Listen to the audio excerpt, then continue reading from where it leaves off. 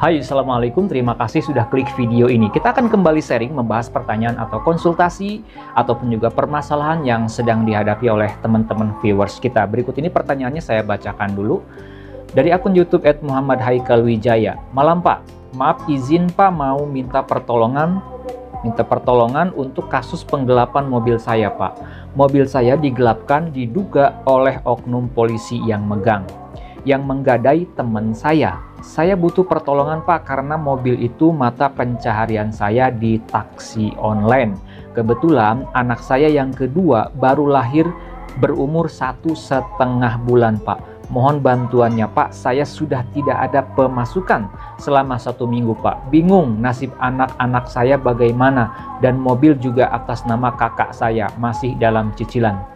Ya, tentunya kita turut prihatin dengan kondisi permasalahan yang sedang dihadapi oleh sahabat viewers kita tadi, dan tentunya saya sendiri pun ya tidak bisa memberikan pertolongan dalam artian yang konkret, hanya bisa mengarahkan ataupun juga support ya. Oleh karena itu nanti teman-teman yang punya pendapat, yang punya solusi, yang punya pengalaman berkaitan dengan kasus ini, silahkan sharing ya, sampaikan di kolom komentar agar dibaca sama teman kita atau sama teman-teman viewers yang lain yang punya permasalahan serupa juga bisa mendapatkan solusi atau jalan yang lebih akurat dan lebih tepat ya dari sharing-sharing kita di video ini.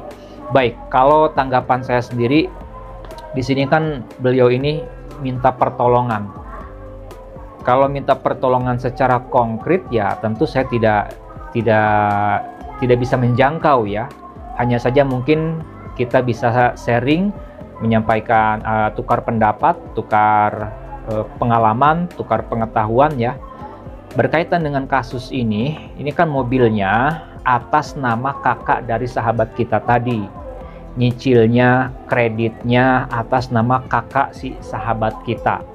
Kemudian entah bagaimana awalnya, gimana ceritanya kita kan nggak tahu, di sini nggak begitu jelas, sehingga mobil tadi yang atas nama si kakaknya itu bisa berada pada penguasaan temennya gitu kan, dan si temennya inilah yang mengalihkan. Di sini kan diduga digadai. Nah di sini kan yang menggadai teman saya, jadi diduga mobil ini digadain sama teman kita, teman yang bertanya nih.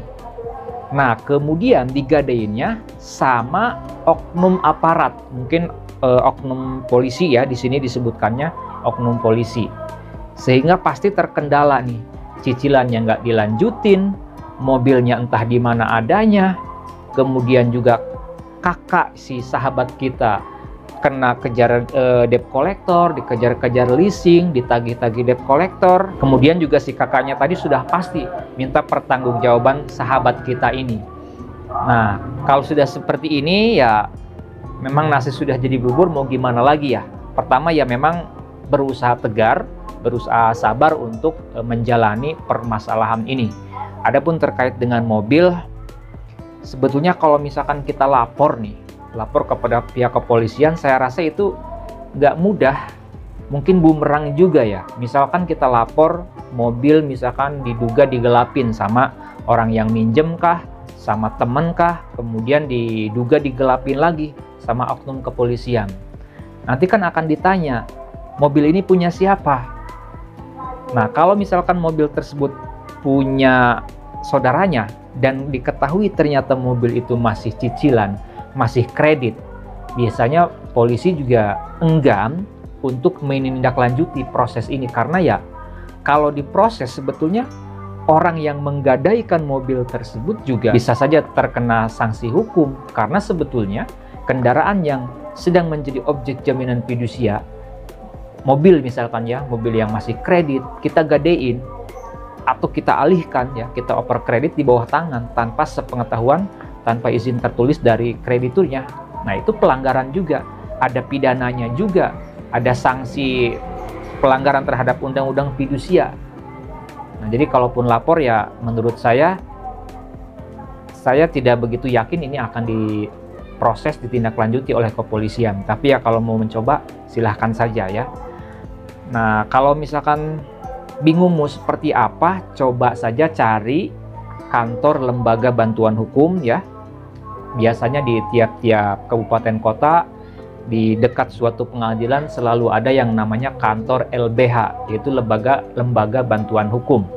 Coba saja datang situ, apakah bisa ya mendampingi proses hukum terkait dengan masalah ini, atau misalkan sarannya seperti apa ya.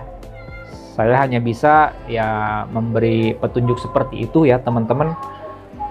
Jadi kalau pertolongan secara konkret, secara nyatanya ya mohon maaf saya belum bisa menjangkau itu.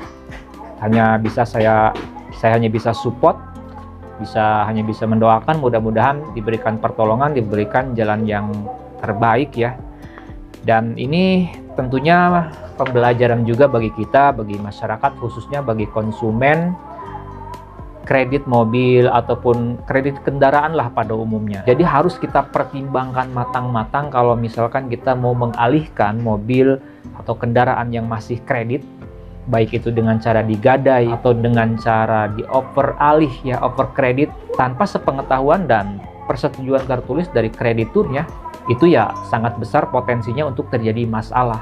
Apalagi misalkan mobilnya nanti ternyata dibawa kabur nih sama orang yang gadai, atau misalkan dioper kredit tapi sama yang melanjutkan nggak dibayarin cicilannya, masalah juga. Itu saja saya hanya bisa menanggapi dan support serta berdoa.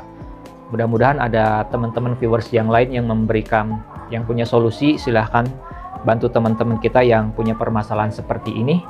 Dan tentunya apabila media ini atau channel ini dan video ini ada gunanya, ada manfaatnya buat orang lain, tentu saya mohon keikhlasan dari teman-teman viewers semuanya untuk subscribe ke channel Pengacara Santuy. Sampai jumpa di video-video selanjutnya. Assalamualaikum warahmatullahi wabarakatuh.